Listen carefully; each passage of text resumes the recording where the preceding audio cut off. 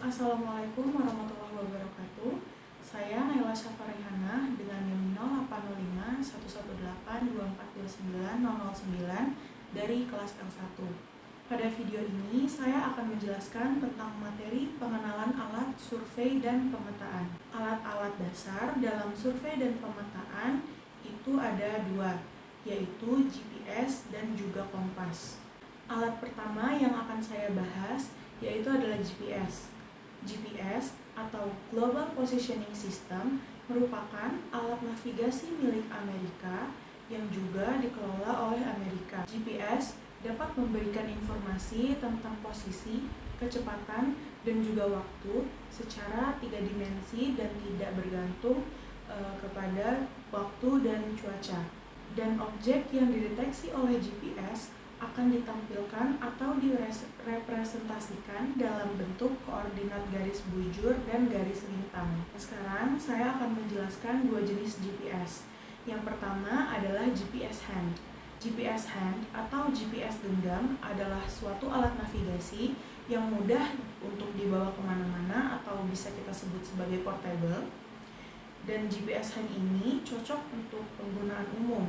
Contohnya seperti hiking, pemetaan lokasi penelitian, dan juga untuk pengambilan sampel.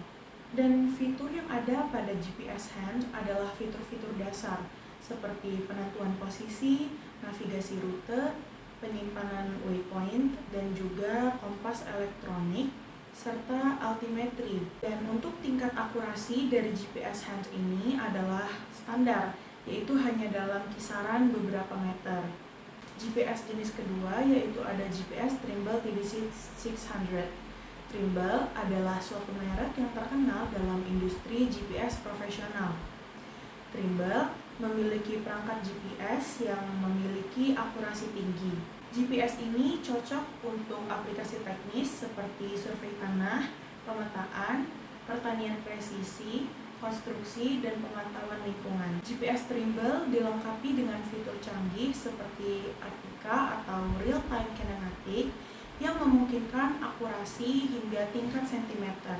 Fungsi-fungsi lain dari GPS adalah untuk mengumpulkan sinyal yang ditransmisikan satelit, lalu untuk penunjuk dan penampil posisi geografis, lalu untuk memberikan informasi jarak tempuh yang didapat dari satelit, menampilkan waktu terkini yang didapat dari sinyal satelit, dan untuk menampilkan informasi kecepatan yang ditempuh oleh pengguna GPS. Alat survei dan pemetaan dasar selanjutnya adalah kompas. Kompas merupakan alat navigasi untuk menentukan arah yang bebas menyelaraskan dirinya dengan medan magnet bumi secara akurat. Dan kompas dibagi menjadi dua jenis, yaitu kompas analog dan juga kompas digital.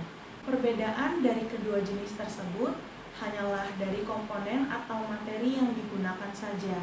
Pada kompas analog, material yang digunakan adalah jarum atau lempengan besi sebagai penunjuk arahnya. Sedangkan pada kompas digital, komponen yang digunakan adalah komponen-komponen elektronik seperti sensor magnet. Kompas analog memiliki beberapa jenis.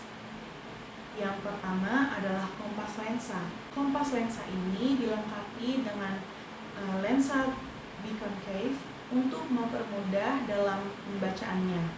Kompas lensa berbentuk sederhana, ringan, dan harganya relatif murah.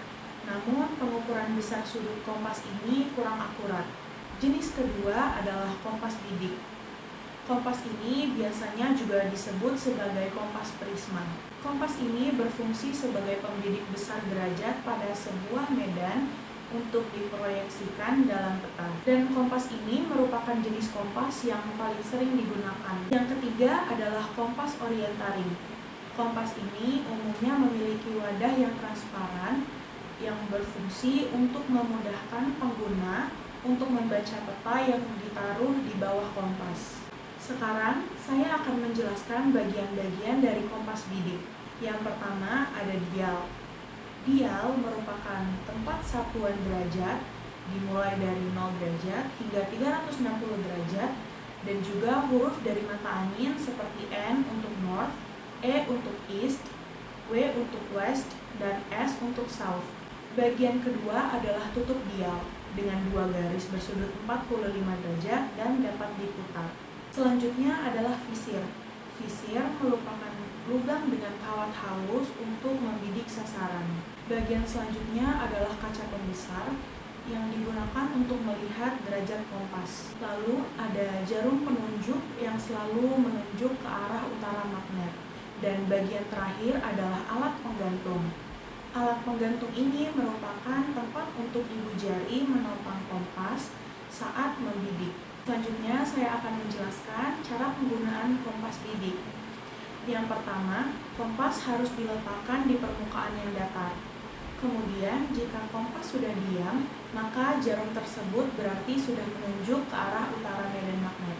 Selanjutnya, bidik sasaran dengan menggunakan visir melalui celah pada kaca pembesar dan miringkan kaca pembesar kira-kira 50 derajat dengan kaca dial. Lalu, luruskan garis yang terdapat pada tutup dial ke arah visir searah dengan sasaran bidik agar mudah terlihat melalui kaca pembesar.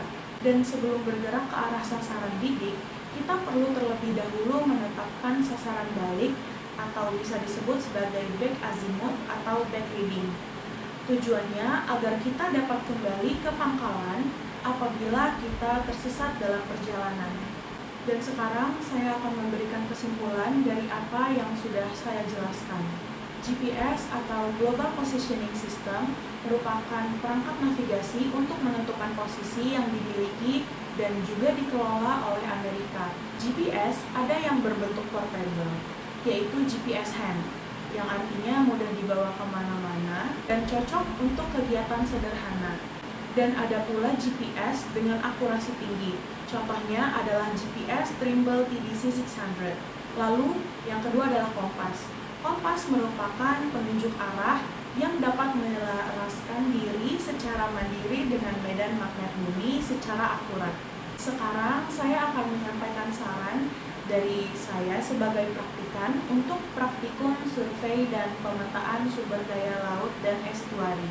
Saran yang dapat saya sampaikan, pertama untuk pemateri, sebaiknya pemateri dalam menjelaskan tidak usah terlalu terburu-buru dan juga mungkin dapat menambahkan beberapa referensi atau contoh lain di luar dari bahan belajar yang sudah diberikan kepada praktikan sehingga praktikan dapat menangkap materi yang disampaikan lebih mudah dan menambah ilmu yang lebih luas lagi di luar dari modul yang telah diberikan. Yang kedua, saran untuk sesama praktikan, sebaiknya selama mengikuti praktikum, praktikan harusnya bisa lebih kondusif dan lebih memperhatikan pemateri dengan seksama agar materi yang disampaikan bisa diterima dan dipahami dengan lebih baik lagi. Sekian penjelasan dari saya. Terima kasih. Wassalamualaikum warahmatullahi wabarakatuh.